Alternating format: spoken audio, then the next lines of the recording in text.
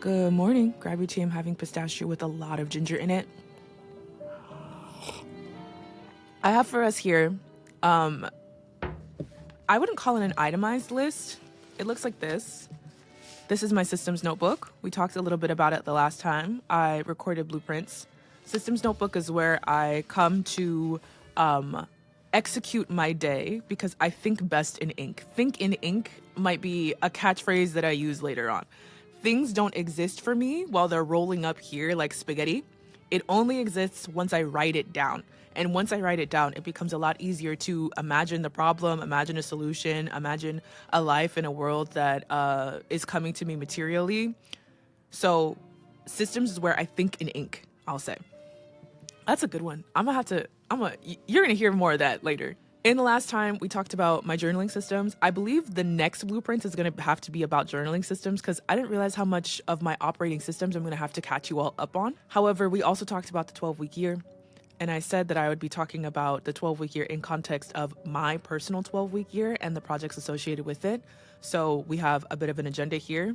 What is the 12-week year? What does Ismatu personally like about it? And then what is on Ismatu's 12-week year, which talks about the projects that I have in this first quarter of 2025. So first, what is the 12-week year?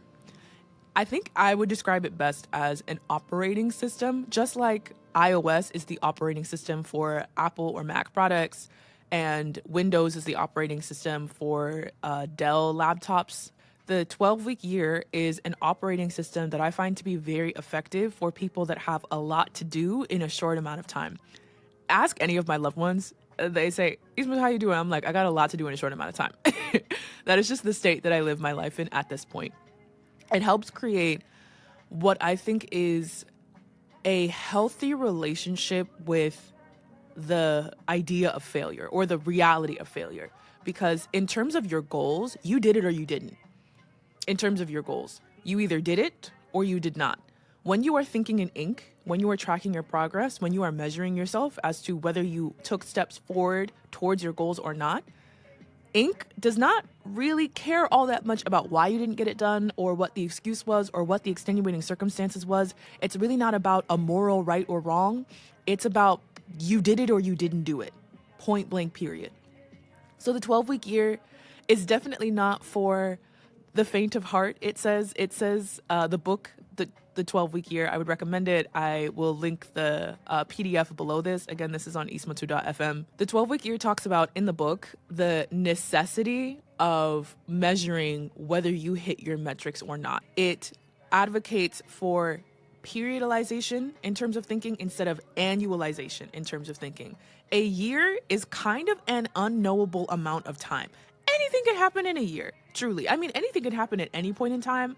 However, when you're thinking about your goals and you sit down, in December or in the beginning of January and you say 2025 is my year, I'm coming in at hot, I'm gonna get this, and this done by December. December is a long time away. So you get into the laissez-faire feel of, I got time. Yeah, I said I wanted to accomplish this by December, but that's February, March, April. We got time. You're not moving with a great sense of urgency. And also, December is a hard thing to picture in January. It's simply too far away to be compelling to really get your ass up and moving, which means that if you're moving in January, you're moving by motivation alone, and motivation is not going to get you from A to Z. I've said this before. Motivation will get you from point A to point E. It might even get you from point A to point H if you are really dedicated to it. Eventually, you will have days, weeks, maybe months at a time where you are operating on zero motivation, on 20% battery. What are you going to do when you're not motivated to do it? Because motivation is not coming to wake you up every day. Motivation is this wonderful thing that blooms in January with this air of renewal. However, it's not going to carry you like Moses down the Nile towards your destination. You need to have habits. I believe it's Atomic Habits that says you will fall to the strength of your systems, and I do believe that. So systems, I've recommended Thinking in Systems by Danella Meadows. I'm literally making my personal assistant, I just onboarded one, mashallah, because my email's a mess. I'm making her read it. Like, I love systems work. I love systems thinking. And the 12-week year is an operating system from which you execute your goals. So the first thing that you do is you stop thinking in the year form and you start thinking in 12 weeks. 12 weeks becomes your year, okay? So understand like that sense of urgency that you have at the end of the year, at the end of the fiscal year maybe, if you are a business person or a business owner, where it's like the end of the year is coming and the end of the year is where I measure whether we succeeded or we failed at what we set out to do, right? It's that serious, but in a 12-week format rather than in a 52-week format. 52 weeks is just too much. It's too much time to account for all at once, especially for me, a neurodivergent girly, okay? Autism, ADHD, time blindness. Time blindness beats my ass. I will blink and 2 weeks have passed. So it really helps me stay focused in the time that I have, that I can hold in my hands, rather than this like the time that spins above me that creates like years and decades. That's a little bit too much for me. Now, a year has become 3 months, right? A year has become a quarter, which means that a month has become a week. A week has become a day. You don't have any time to waste. You don't have a day to waste. You don't have the time or the luxury to just let time float up into the ether away from you. I like that. I will say the book, talks about a sense of urgency. It helps to create a sense of urgency within you. And I'm going to be real, I don't have a sense of urgency and I don't intend on getting one. My sense of urgency died a really brutal death, a slow and brutal death, like got bludgeoned to death over the course of undergrad and grad school. I have a big family, which means that there are a lot of births and a lot of deaths. That is in many ways a blessing. COVID, especially COVID in 2020, 2021, and 2022, wiped out an entire generation, or actually 2 generations of elders in my family. I don't even want to say elders, right? Like 50 is young. I wouldn't call you an elder at 50. It wiped out so many of my loved ones that I don't get to take into adulthood with me. That was especially happening during grad school. And when I was talking about how traumatic this was and how much support I needed and how much I didn't know what to do with all of the death around me, many of my professorships and administrators were like, yikes, damn. Have you tried going to the library? Dead and gone. That was when my urgency, that I watched her fall in her grave. Okay, I always say, and I will say this probably until the day I die, nothing is urgent but life and death. Ain't nothing urgent but life and death. And even then, I can't do very much. That's not up to me. So in terms of these silly little goals that I have for this silly little life, I consider myself a mayfly. Death might come for me at any moment. And I did not plan on being alive this long. I'm going to be real with you. So I don't use the 12-week year to garner urgency within me. I do not feel urgently about my life, my day, or my circumstance. Nothing is urgent but life and death. And I'm also someone who has plans to go to medical school and become a medical doctor. So again, the idea that I need to feel urgently about like social media posts or book sales, we'll get into that. But like the idea that that's urgent, I just cannot lie to myself and say that is the case. The 12-week year does talk about how helpful it is to have a sense of urgency. I personally do not believe that. I think what is helpful about the 12-week year is the fact that it creates an operating system from which I can execute goals effectively. It's something that allows me to reflect constantly about whether I'm meeting my metrics. And it gives me a really no-nonsense relationship with measurement. So I'm not going to summarize the full 12-week year in this video. I don't feel a need to. Dr. Tiffany Shelton, who is a PsyD, she has her doctorate in psychology? PsyD. It's either psychology or psychotherapy. She's been in clinical work for quite some time, stepped back, created some planners. She's also a mom of 2 kids under 5, or I think her eldest just turned 5. One person that I will literally always take advice from in terms of time management and execution, moms. I'm not living that life. So she summarizes the 12-week year, I think, really effectively. I will link it in the show notes. I'm going to talk about the parts of the 12-week year that I think are really helpful for me. I'm going to show you what my systems journal looks like. And then in the next blueprints, we'll talk about my journaling system as a whole, just in case you are like, I need to get more on my journaling. I got something for you. The 12-week year has you first start with a vision, the vision that you are moving towards that is larger than life. Like, what is your overall goal? Not even goal. What is the ideation that you have for your life, for your day-to-day, for what you want your life to look like, for what you crave, Does that make sense? I have my vision. I think in pictures. I view myself in my internal plane as a tree, and I want that tree to bear fruit. So all of the things that I am doing in this morsel of time, right, in this quarter, in this year, in this next like set of years, is to get myself to a place of bearing fruit, where the fruit that I bear is excellent. It changes my world. Again, I don't care about the world. I care about my world specifically. And that it allows for seeds to grow new and beautiful things that also bear fruit. In regards to that, I'm taking in a strong, honest, no nonsense inventory of my life as it stands right now. I'm thinking about where I want my projects to go, and then you reverse plan. If I want to be here by this date, what needs to get done and when? So that way I can hit those goals. I'm not going to share all of my goals right now because I kind of have a lot. What I did do is concentrate them down into 4 major categories. I call them classes because I went to a college. I wish I had read the 12-week year when I was in college, suffering through the quarter system, because Northwestern beat my ass badly. The quarter system is brutal when you are not prepared for that level of rigor that fast. You learn an entire, you're taking 4 classes a quarter, and from January to the end of March, it is just a dead sprint.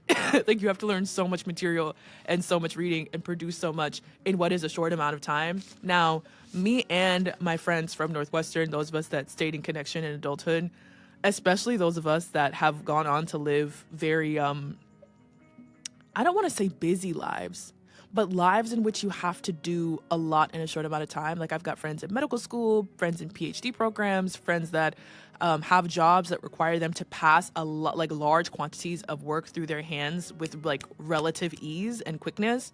Now we're all like, hey, yo, Northwestern was kind of the shit because we learned how to do this. Like, I learned how to bite off intense amounts of work and actually get it done. However, again, my sense of urgency, dead. I had a sense of urgency in undergrad. That was a time in which I believed my grades mattered. However, now I don't have a grading system. I don't have an external system to tell me whether I'm doing good or not. Everything that I do is up to my standards of excellence, which means that, as we talked about in the last one, when I have a standard of excellence that's just rolling around in my head and I haven't thought in ink, remember, think in ink. If I haven't thought about it in ink, it's just going to be this ambiguous standard of excellence. Like I said last time, if I give you a grocery list and all it says is do it perfect, do you know what to do? No. So then all it did was stress me out. What I needed to do was think in ink, get it down. What does excellence look like? What does actually like a perfect 100% A+ gold star job look like?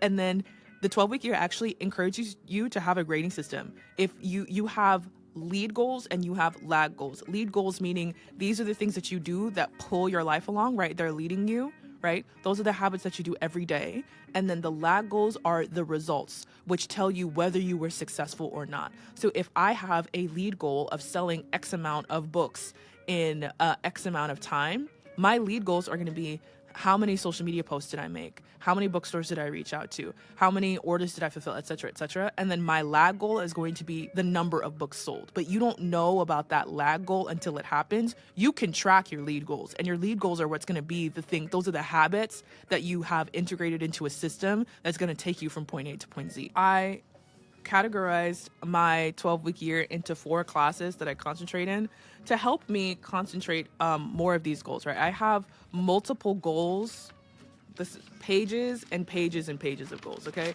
Pages and pages and pages of goals in which I answered questions about each of those goals, why I want them. Am I prepared to pay what the goal costs? Am I prepared to deal with the way that succeeding in that goal will change my personhood or change my life? Are those things that I welcome? I did that for each and every one of my goals, and then I concentrated my goals into 4 classes, right, that have syllabi that help me get to where I'm going. So those 4 classes, one is called Social Media Civil Celebrity. Again, 2024 was the year that I realized that I am a celebrity. 2024 was the year that I realized I can walk into a crowded room and have people recognize me. That my face and voice are public record, and that is a worldwide phenomenon, that it isn't just United States specific, that I can be in different countries, in small towns, and still get recognized. And that has fractured at first it fractured my understanding of self, and now it's something that I'm cool with. It's just something that I need to be cognizant of my responsibility, right? Because with visibility comes a boatload of power. What do I want to do with that power, especially as someone who considers himself liberatory, and not just considers themselves liberatory, right? That shapes their actions to be liberatory. So my first class is called Social Media Civil Celebrity.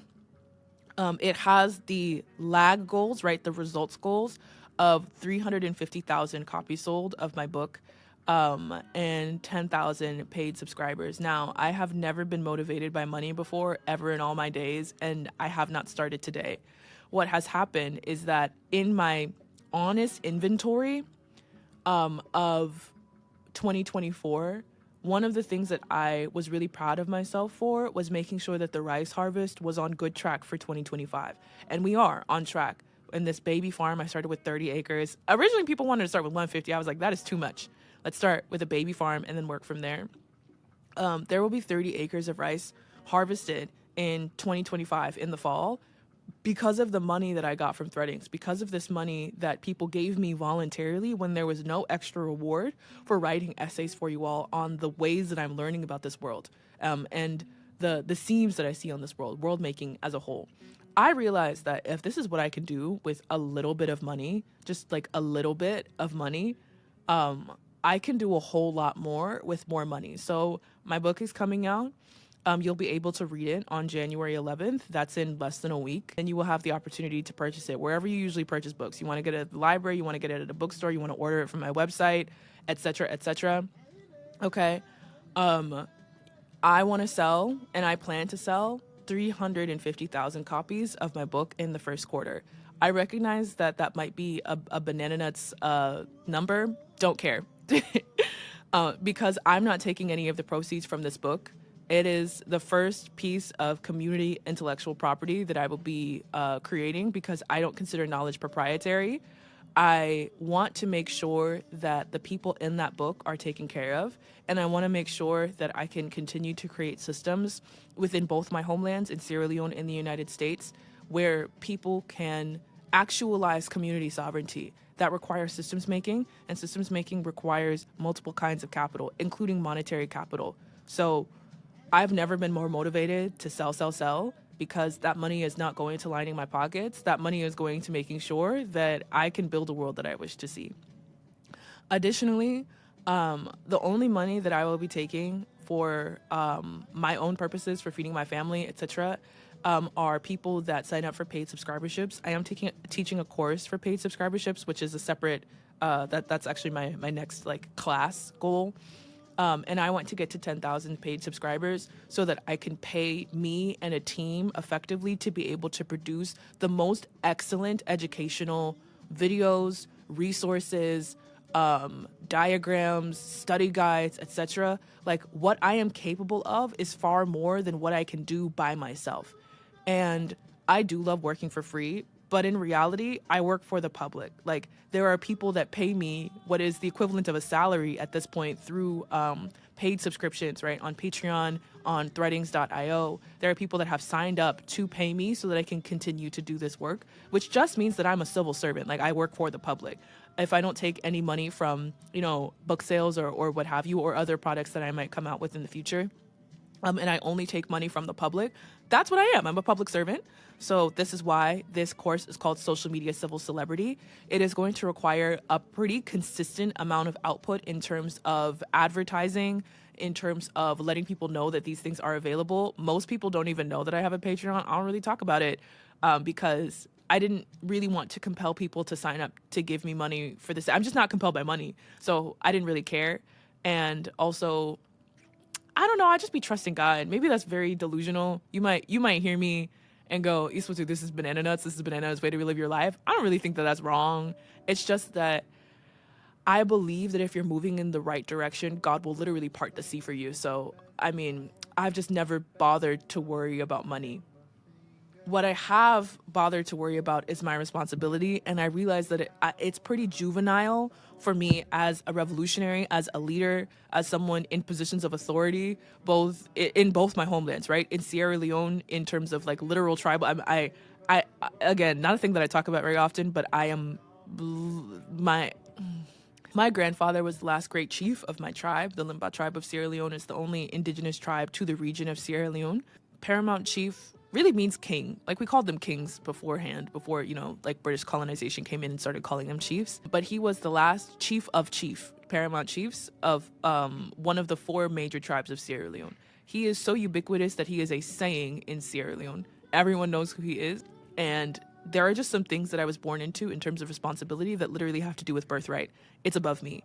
So when I talk about being in a position of authority, it isn't just the authority that being wildly visible on platforms like TikTok and Instagram give me, because those are worldwide distribution, particularly if you are coming from the United States, right? If you're famous in the United States in any degree, the world is looking at you. You're on the world stage.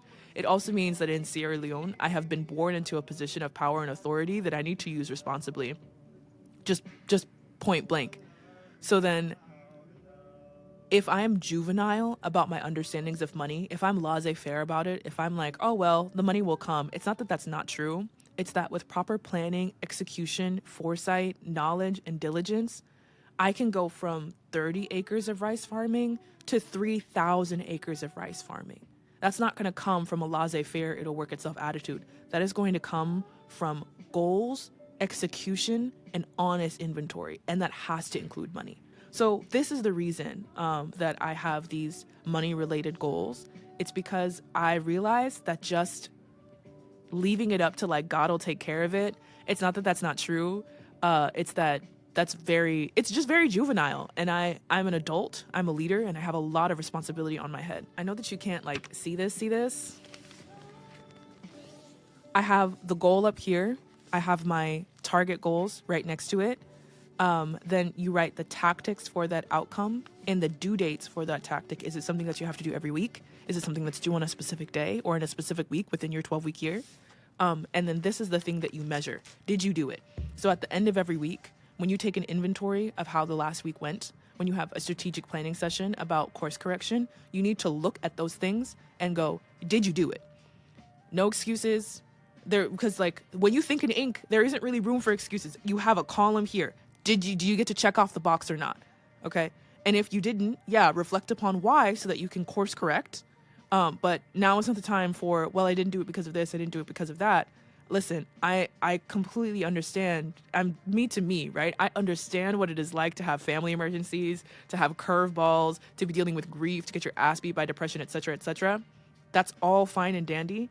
If you want to do your goals, that means that you have to do the things that you set out to do. Did you do it or not? Great. Course 2 is called Small Prophecies Course. This is the course that I'm teaching after Martin Luther King Jr. Day. You're going to hear me talk about this on social media a lot, because it is the first time that I am teaching a course to the general public, and I intend for it to be excellent. So there will be 2 live sessions depending on what to accommodate different time zones, one for people that live in the US and one for people that live outside of the US. We're going to have orientation in my week 5, right? My week 5 of my 12-week year. And then, course sessions are beginning in week 6. Right now I am at the top of week 2. So I have a not small, but like a limited amount of time to make sure that I can get done what I need to get done. This includes making sure that I contact all of my teaching assistants, because again, this is not something that I could pull off by myself. Creating a concretized syllabus, a calendarized syllabus, so a syllabus with deadlines and dates attached to it, and getting together the digital infrastructure of that course production. So where is that course going to be streamed? Can Zoom accommodate that many people? Where are people going to be able to pick up their course materials? Am I getting anything printed, etc.? This is a book that I am teaching, not just to promote the book that I wrote, Small Prophecies, but also to help us understand it, because at the end of the day, I am a teacher, and I want to make sure that I can teach effectively. The things that feel obvious to me are not obvious to everybody else, especially when I'm talking about my life and circumstance, but also especially when I am talking about political theory and praxis. We have a population of people across the world, across the Western world especially, that had a reckoning in 2020 about how the systems that we have in society are not actually working for us, most especially if you are Black, New African, if you are Indigenous, or if you are another marginalized person that is not to the benefit of whiteness and white supremacy. You are in danger. So what do we do with that newfound understanding that we are not actually safe in these systems? And what do you do with those understandings after you've been disillusioned by the world? How do you get out of a place of despair and into a place of consistent action, especially action that might inconvenience you, make you uncomfortable, or otherwise cause you to be precarious? Because any systematic deviation from the systems that we have in place right now will cause you to be precarious. So how do you deal with that? That's really what that book is about. It does so in a narrative format that talks about my life and the decisions that I made to do that. And there's a lot of history, there's a lot of political theory that I kind of glance over in the book because, right, it's happening to me, that I want to make sure that we have time and space to flesh out properly. So those are the goals for the course. That's where that 10,000 paid subscribers is coming in, because the first edition of the course will be available to paid subscribers. The likelihood that I teach it again for like a large free population, super, super high, okay? But the first edition, I want to make sure that I can reward the people that choose to pay into the Ismotu Gwendolyn experiment well. Then the Dewey Review is my third course. Third course for the first quarter. The Dewey Review is, I don't even know. The thing that it is right now is different than, right, the seed that I have. I always say a hibiscus is a hibiscus. Whether it's hibiscus in a seed, hibiscus in a tea, or hibiscus in full bloom, hibiscus is hibiscus. So I want to call the thing what it is as a seed, even though it hasn't grown into the full thing. Time isn't linear anyways. Anyhow, the Dewey Review is a cultural nexus point where we allow artists, world makers, scientists, etc., to be able to talk about the process of creating beautiful things. It is beginning as an Instagram project, and it will grow into a print magazine, I don't know, have a better word for this than movie, but the barrier for reading is high, right? So it's a multimedia experience that will come out yearly, with a review. That's why it's called the Dewey Review, to be able to talk about the beautiful things that people have created intentionally and what the process of sowing those seeds were, and anything that they want to talk about within their art. It's something that I have been ideating for years now, that I'm just taking the steps to be able to make into a reality.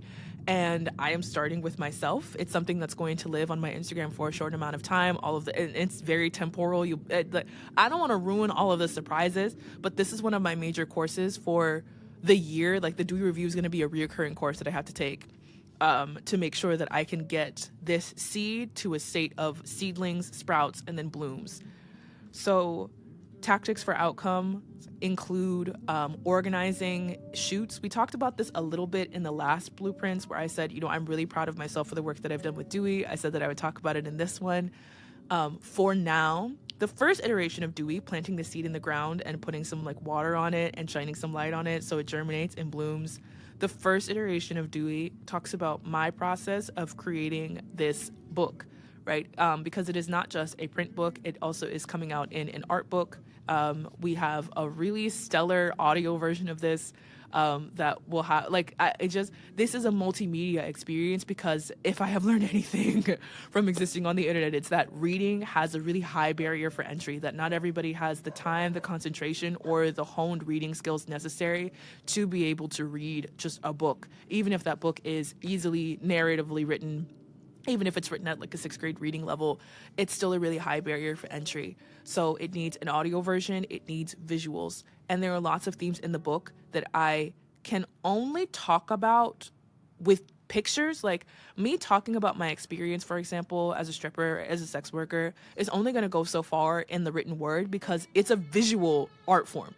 The way that I looked, the way that I danced, the way that I carry myself, all of those are very visual aspects. So there's only so much I'm going to be able to describe those ideas to you in print. Some of those need to be visualized, if that makes sense. That's what the Dewey Review is for in this iteration, to give me another mode of communication for these ideas that I want people to understand about me.